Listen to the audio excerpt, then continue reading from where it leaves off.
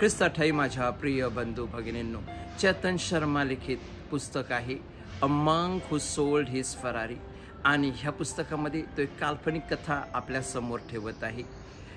Julian mental नावाचा एक गृहस्थ जो गर्भ श्रीमंत होता, जीवनात यशस्वी म्हणून वकील होता. तो आपला अलिशान असा बंगला आणि आपली फरारी कार गाडी तो विकतो आणि देवधर्माच्या मागे लागतो. देवधर्माचा प्रवास तो त्याच्या जीवनामध्ये सुरू करतो.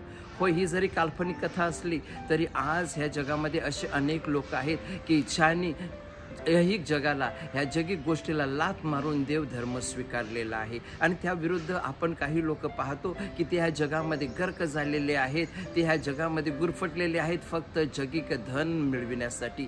परंतु जीवनाचं गणित साधं सोपं आहे. तुम्ही कितीही जगिक गोष्टी मिळविल्या तर त्या नश्वर आहेत आणि त्या आपल्याला येथेच सोडून जावं लागणार आहे. ह्या जगामध्ये फक्त ईश्वर आहे आणि तेच सत्य आहे. आणि म्हणून लोकऋषभ वर्तमान अध्याय 9 ओवी 25 मध्ये देवाचं वचन आपल्याला सांगतं, अरे मनुष्या, तू सारं जग कमावलं आणि तुझा आत्मा गमावला तर काय लाभ.